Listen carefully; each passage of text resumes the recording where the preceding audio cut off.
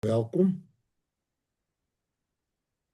En ons glo dat hierdie boek sal vir julle net meer en meer duidelik word en iets baie groots beteken. Ons het laas opgehou by hoofstuk 3 vers 5 en nou gaan ons aan by hoofstuk 3 vanaf vers 6 tot by vers 10. Nou as ons kyk, dan sien ons dat Paulus se besorgdheid soos verwoord in hoofstuk 2 vers 17 tot 20 en dan ook in hoofstuk 3 vers 1 tot 5 word nou in hierdie paar verse beantwoord met Timoteus se terugkeer uit Thessalonika en sy verslag wat hy gebring het oor die gemeente daar. In hoofstuk 2 vers 17 tot 20 het Paulus die gemeente verseker van sy liefde vir hulle ten spyte van die feit dat dit nie moontlik was dat hulle weer kon besoek nie. Timoteus verseker Paulus ook in sy verslag van die gemeente se wederkerige liefde vir hulle en van die gemeente se verlange om hulle ook dan weer te sien. Dit sien ons in vers 6. Dan gaan hy aan in hoofstuk 3 vers 1 tot 5 spel Paulus sy bekommernis uit of die gemeente nog in die geloof vas staan. Dit was vir Paulus 'n baie groot bekommernis en julle moet verstaan, as ek 'n vorige keer gesê het, daar was nie 'n telefoon wat hy gou kon optel of soos ons nou baie maklik met al die tegnologie wat ons het nie. Hulle het niks gehad wat dit aanbetref nie. Al wat hulle gehad het was briefwisseling. En om daai briewe te gaan aflewer was per hand gedoen en daar was ouens wat met 'n perd gery of met 'n donkie of selfs wat gehardloop het en die goed gaan aflewer het. So dit was 'n baie tydsame proses om dan van mekaar te hoor. En ek weet nie of julle nog onthou, julle wat dalk op die grens was nie, as jy 'n brief kry van die huis af, hoeveel het dit beteken? Maar nou ja, vandag is dit sommer baie maklik. So, en nou kry hy nou hierdie verslag dat dit goed gaan met die gemeente en dit gee vir hom gemoedsrus dat hulle nou sterk staan in hulle geloof. In vers 6 tot 8. Die feit dat hulle nog glo het vir Paulus in sy verdrukking geweldig versterk volgens vers 7.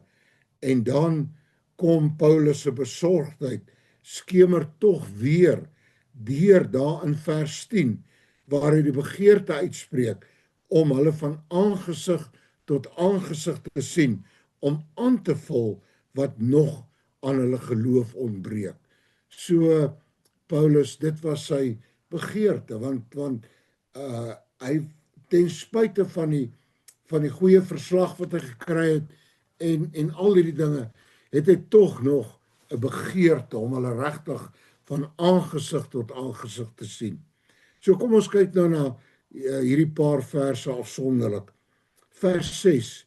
Maar nou dat Timoteus van julle af by ons aangekom en die goeie nuus van julle geloof en liefde aan ons oorgedra het, dat julle altyd goeie herinneringe aan ons het en daarna smag om ons te sien, soos ons ook vir julle.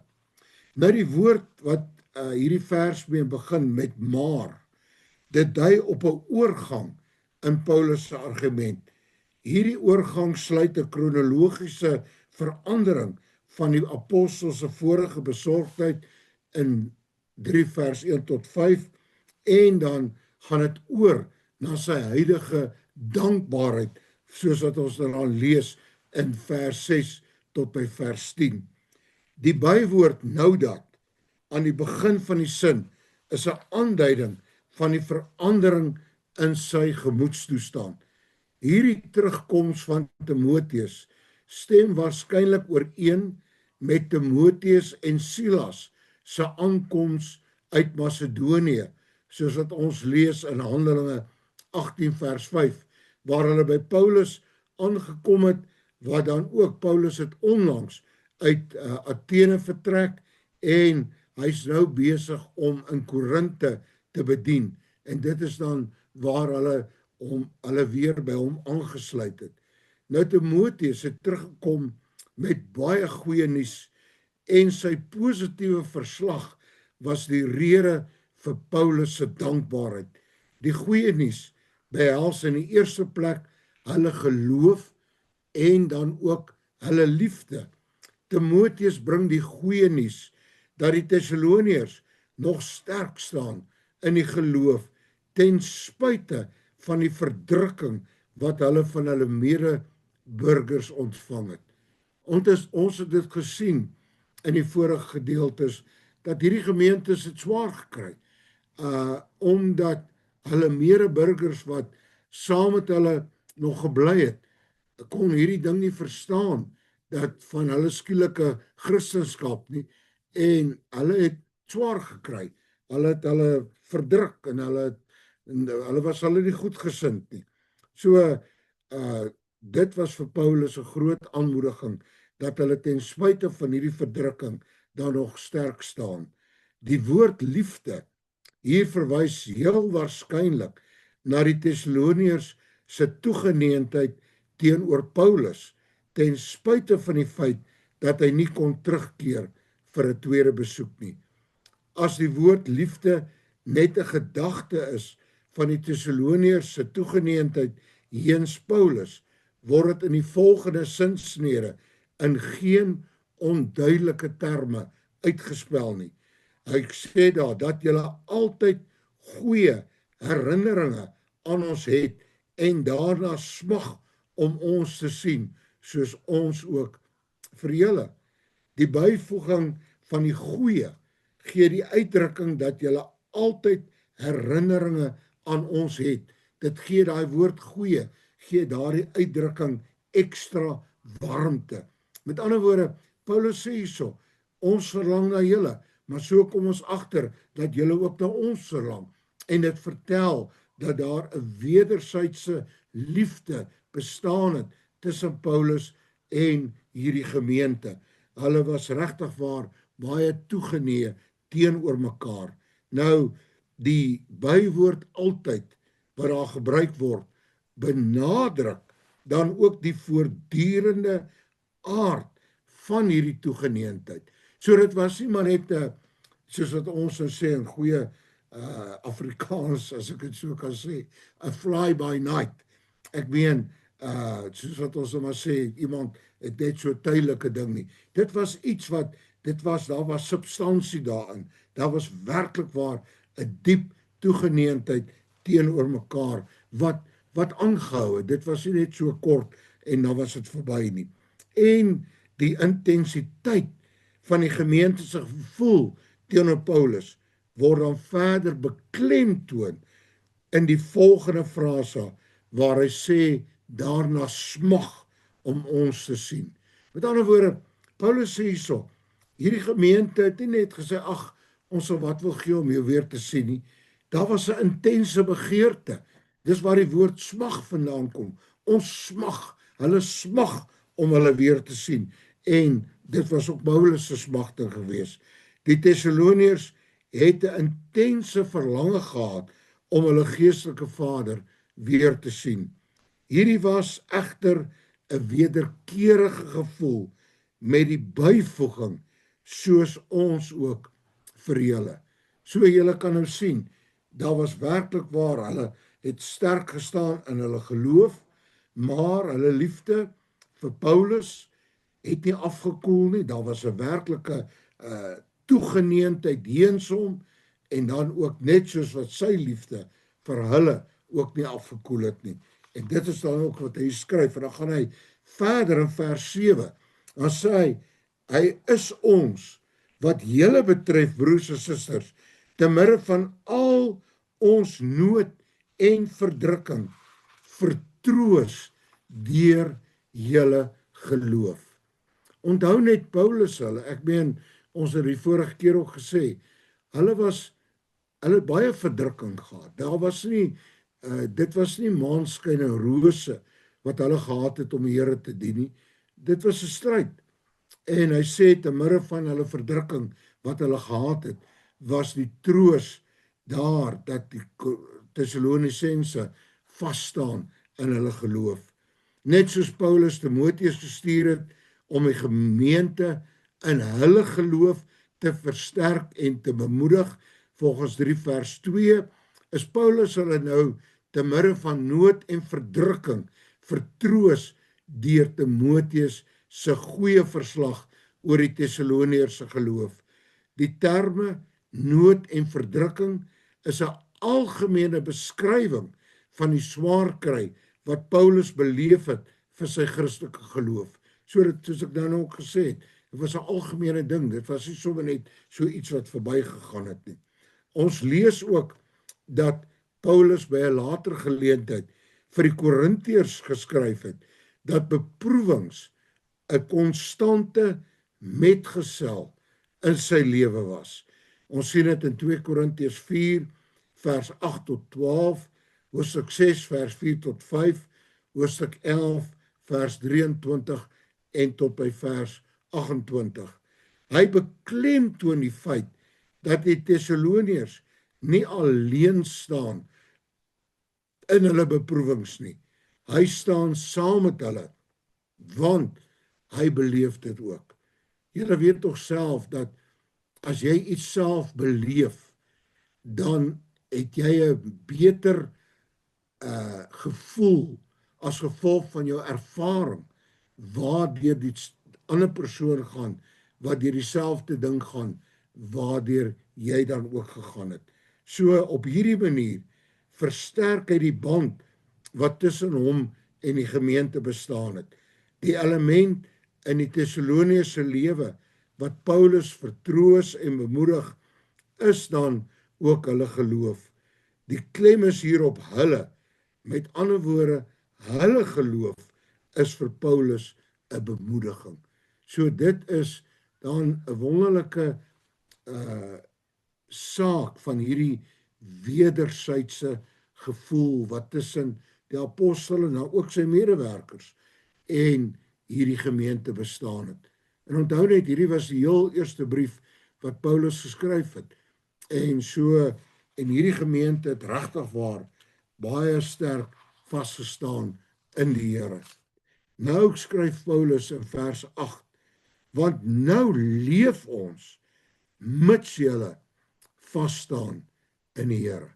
Met ander woorde, die feit dat Paulus sê ons leef, daai leef beteken nie dat hulle nie dood is nie.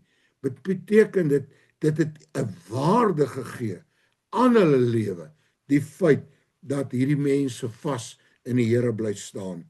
Vir Paulus is hulle standvastigheid dan ook in die Here 'n geval van lewe en dood. Die feit dat hy dit so sterk stel, is nog 'n aanduiding van vriendskap, aangesien vriende in die Romeins-Griekse wêreld live and die together. Die vriendskapbande was daar baie sterk. Ek weet die Bybel praat op een plek, sê hy dat daar is 'n vriend wat sterker aanhang as 'n broer. En dit gebeur baie maal, veral as familie dalk ver van mekaar af bly, het jy baie maal vriende wat baie nader aan jou is as selfs jou eie familie. En hier is nou 'n sprekende voorbeeld daarvan. Vir Paulus was hierdie mense se standvastigheid was baie belangrik. Nou as die Tessalonisense mense in hulle geloof veragter het, sou Paulus se eie verdrukking soos die dood gewees het. Hy sou dit amper soos dood ervaar het. Soos altyd was dit nie die gemeente se lojaliteit aan hom wat Paulus so seer gepla het nie, maar hulle absolute lojaliteit aan Christus Jesus. Die term in die Here stem ooreen met die meer algemene in Christus en verwys na die gelowiges se verhouding wat hulle met die Here Jesus dan ook gehad het. Paulus is nou in staat om die lewe meer te geniet, nou dat hy verseker is van die Tessaloniërs se liefde vir hom en hulle standvastige geloof te midde van vervolging. So ek sê weer, onthou net, hy skielik daar weg.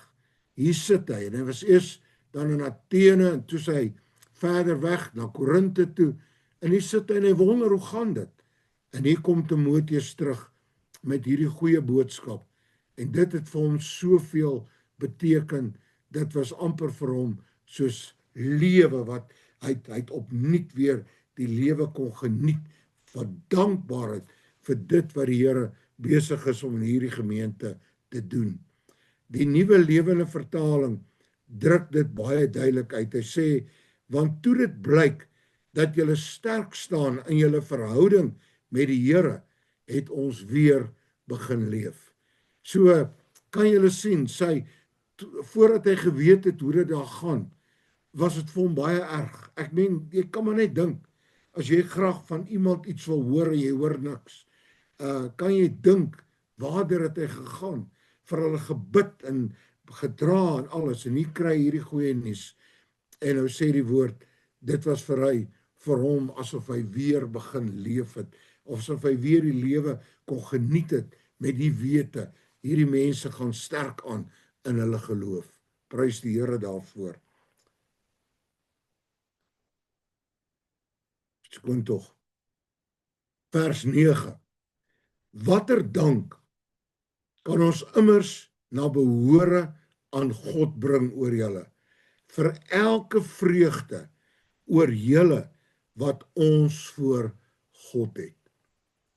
Nou, in die Grieks kom hierdie woord blydskap of vreugde dan, en die woord bly voor. En hierdie nuwe vertaling, 2020 vertaling, bring nie die dubbele ding uit nie, maar wat daar staan in die Grieks, is eers die woord chara, wat beteken blydskap, en dan staan daar chairomen, wat beteken ons is bly. En daarom die meer direkte vertaling van die Afrikaanse standaard Bybel vertaal het so, want watter dank kan ons aan God as vergoeding bring vir julle oor al die blydskap waarmee ons voor ons God bly is as gevolg van julle. Sien julle daai dubbel? Al die blydskap wat ons voor God bly is oor julle. So hierdie was 'n geweldige blydskap. Dit was nie sommer net so iets nie. Dis wonderlik vir hom gewees om dit te hoor. En ek dink enige kind van die Here, as jy iemand dalk na die Here toe gelei het of 'n pad met hom geloop het en jy loop so 'n persoon raak en jy sien hy staan nog vas in die Here en alles, dit bring blydskap. Want jy weet, dit gaan oor die ewigheid. Dit gaan nie net vir die hier en die nou nie. In die Engels kan ons dit dan so stel: all the joy with which we rejoice. Die gekombineerde effek van hierdie uitdrukking, soos iemand gesê het, is to intensify the expression of Paul's happiness. Met ander woorde, hierdie dubbele beklemtoning op die blydskap, ek meen dit benadruk daai geweldige blydskap wat hy ervaar het oor hierdie goeie boodskap wat hy gekry het. Die betekenis lê daarin dat geen uitdrukking van danksegging gelykgestel kan word aan die blydskap wat Paulus ervaar het toe hy van die Tessaloniërs se geloof gehoor het nie. Ons kan nie God genoeg bedank vir julle nie. 'n aanhoudende blydskap. Die Tessaloniërs geloof is die dryfveer vir Paulus om God te dank. As gevolg van julle is ons bly met oorvloedige blydskap en daarvoor dank ons die Here. Wonderlik. Ek meen hierdie beklemtoning op blydskap en al die dinge vertel vir ons dat hierdie verhouding wat Paulus met hierdie gemeente gehad, was iets besonders. Dit was iets uit 'n ander wêreld. Dit was net regtig waar 'n baie diep innige liefdesverhouding in die Here wat tussen hom en hulle bestaan het. En daarom het hulle vooruitgang in die Here, hulle vasstaan in die geloof, het by hom oorvloedige blydskap gebring en dit was 'n dryfveer om die Here ook te dank. Wat is net vir my wonderlik. Nou kom hy in vers 10, hy sê terselfdertyd smeek ons bedags en snags baie ernstig om julle van aangesig tot aangesig te mag sien en om te kan voorsien in wat aan geloof by julle ontbreek. Hier kom nou weer so ietsie anderste uit as ons daarna kyk. Nadat Paulus in die vorige vers daarop gewys het dat sy gebede vol danksegging voor God vir die Tessaloniërs is, wys hy daarop dat daar ook smeekinge in sy gebede is. Aan die ander woorde, hy wil hulle graag sien. Ek meen dit is 'n onomwonde feit, want hy verlang na hulle, hy's lief vir hulle, maar daar's iets meer. En nou kom hy, nou sê hy van die smeeking in sy gebede. Hy sê ek bid dag en nag dat die Here dit moontlik sal maak om julle weer te sien. Dis nie sommer net so in die verbygaan nie. Dit is 'n absolute passie en 'n drang wat hom dryf na sy knieë toe. En hy die Here in die dag, en as hy wakker word in die nag, dan bid hy en hy vra die Here, Here, maak dit vir my moontlik. Die feit dat hy baie ernstig smeek, is 'n aanduiding van die intensiteit waarmee hy bid. Laat my dink toe Jesus in Getsemane gebid het. Die Bybel sê sy sweet, dit soos bloeddruppels op die grond geval. Dit was 'n intense gebed. Dit was nie net gou 'n ou gebedjie wat hy net opgesê het nie. En hierdie gebed van Paulus, dit het sy hele wese deurdrink. Soveel so dat hy dag en nag daaroor gebid het. En hy sê ernstig gesmeek. Paulus het dan 2 versoeke in hierdie gebede vir hom. In die eerste plek dat hy hulle weer van aangesig tot aangesig mag sien. Nou gesê het, hy het 'n begeerte gehad om hulle weer te sien. Dink maar net, as jy lank van jou geliefdes nie gesien het nie, hoe verlang jy na hulle? Om hulle net weer te sien, en dis presies wat hier gebeur het.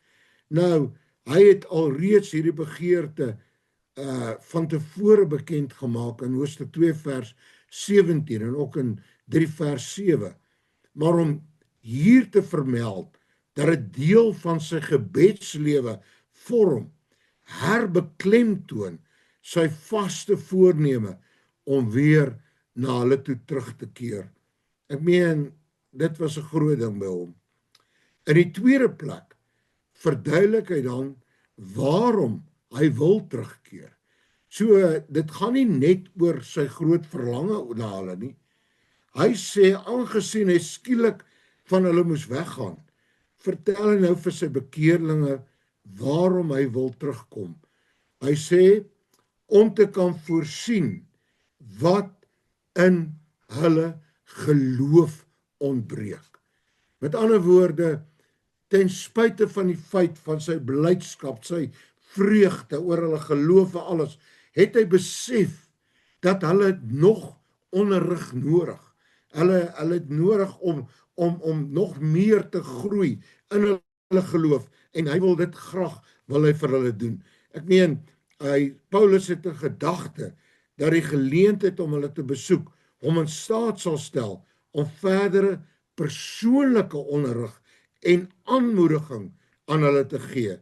Dit wat hy nou alreeds in sy briewe gedoen het, of in hierdie brief dan gedoen het, maar nou op 'n persoonlike basis. Julle kan tog dink, jy kan baie meer vir iemand persoonlik beteken as jy hom persoonlik sien, as wat jy net 'n brief vir hom skryf. Nee, want as jy 'n brief vir hom skryf, dan skryf jy sekere dinge, maar hy het dalk sekere vrae wat hy wil vra. Jy kan dit nie met 'n brief net so beantwoord, sommer so vinnig nie. So dis daai begeerte wat hy dan gehad het om hulle weer te sien.